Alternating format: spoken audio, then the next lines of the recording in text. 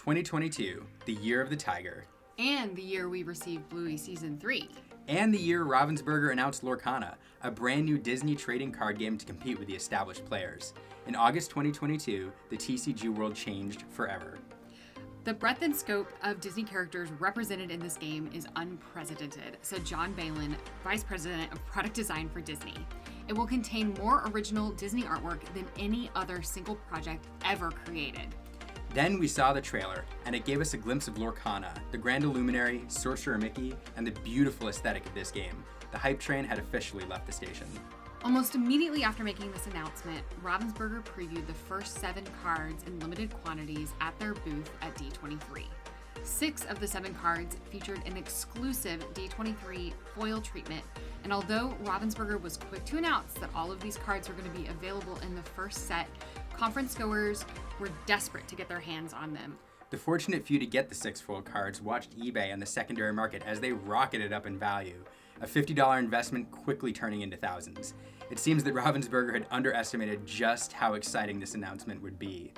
The first 7 cards revealed symbols, colors, and character types, and best of all, some amazing flavor text. For example, we learned that the 9th rule of villainy is, when all else fails, turn into a dragon.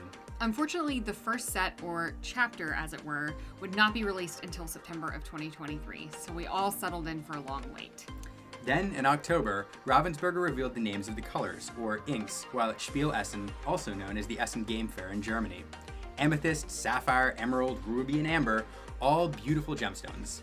Well, except for steel. Sorry, Captain Hook. Hey, at least the art on that card is amazing. It's true. And then silence. For nearly 2 months, there was nothing official. Oh, there was some activity. The Lorcana artistic team made an open call for submissions, and Ravensburger began to look for a Lorcana new narrative lead after previous designer Kelly Diggs moved on to a new exciting project. Also, it was about this time that many Lorcana fans realized that they were pronouncing Ravensburger incorrectly. It's not Ravensburger, it's Ravensburger. Ravensburger? Ravensburger's close enough.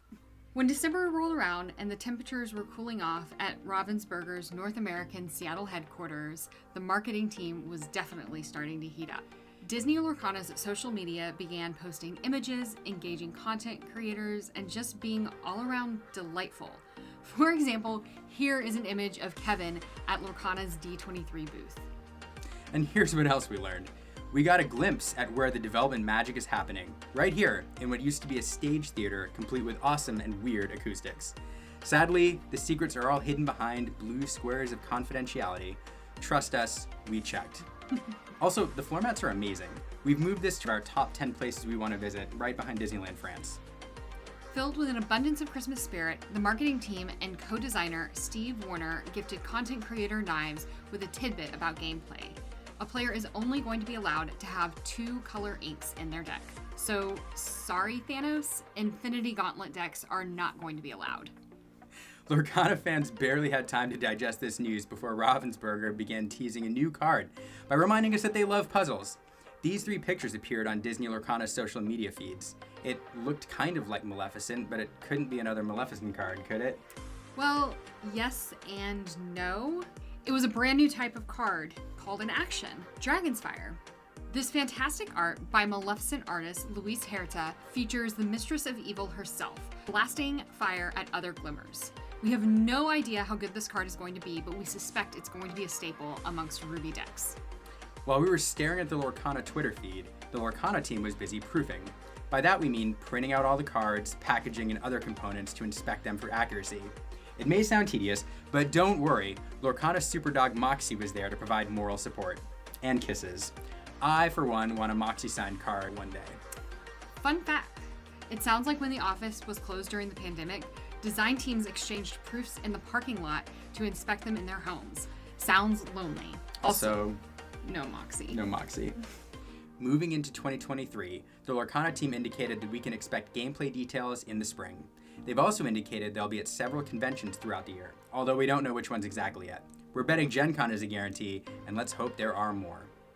Overall, 2022 was an exciting year for Lorcana. For those of you eagerly awaiting the game, we recommend that you start following Disney Lorcana's social media feeds, hitting the subscribe button, and remember, you can't rush a good thing, As a certain fairy godmother once said, even miracles take a little time. We'll see you in 2023.